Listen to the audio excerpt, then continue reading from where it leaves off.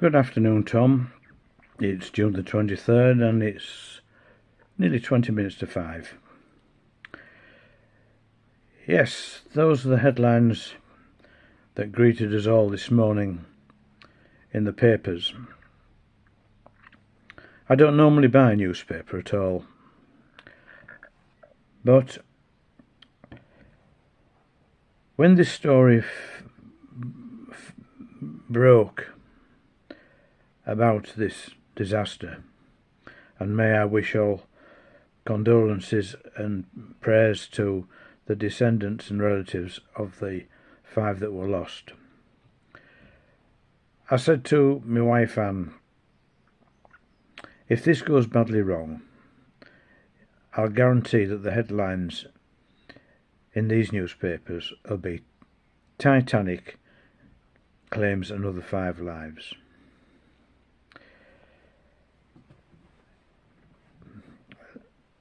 This upsets me and makes me very angry.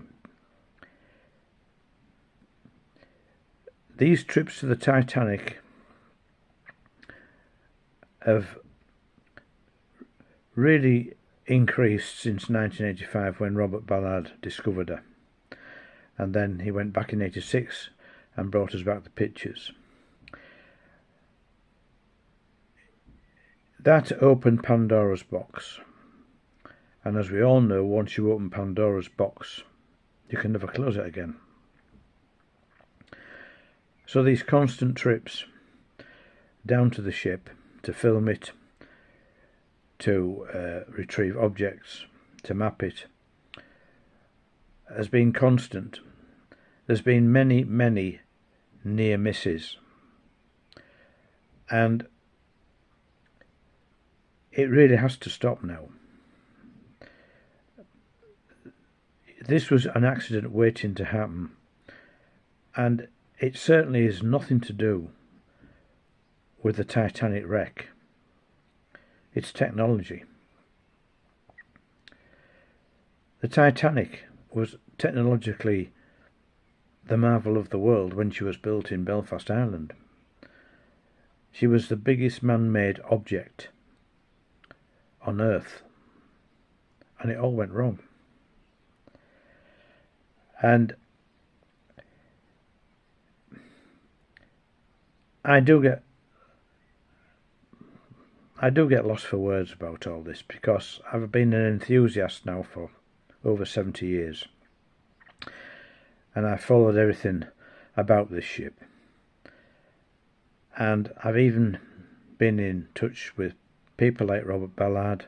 I've even talked to the late George Tulloch, who was part of the RMS Titanic Incorporated organisation when Arnie Geller was president.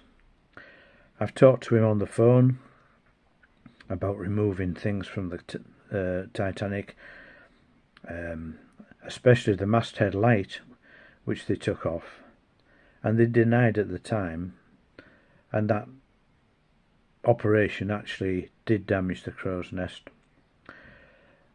So it's constantly gone on, and of course he was also instrumental in bringing up what they call the big piece. So all these trips of going down constantly really endangering life, because it's a dangerous place, and you know, it just annoys me, and that's why I'm doing this video. We've had people go down there and got married on the Titanic. Why? You know, I mean, this trip was just a viewing trip, but I just find it so unbelievable, and it's got to stop. It's a gravesite. It's a place where we should respect what happened there. And There's no need now. We've been there, we've filmed it, we've retrieved stuff off the seafloor, we've mapped the area. I mean, the last big organisational trip was, I think, the one where they went down and did this 3D mapping of the whole ship and the debris field. We don't need to go there anymore. You know, the poor souls that lost their lives in 1912 on board that ship, they had no choice. They had no choices. They were stuck on that ship sinking, and their fate was sealed. There was no get-off.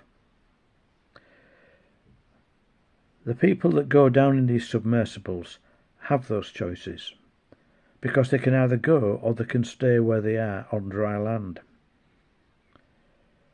That's your choices. And to say that the Titanic has claimed another 5 lives, to me, is absolute nonsense. It's technology. We are obsessed with it. When it works well, but when it does go wrong, it goes wrong badly. And these trips have now got to stop.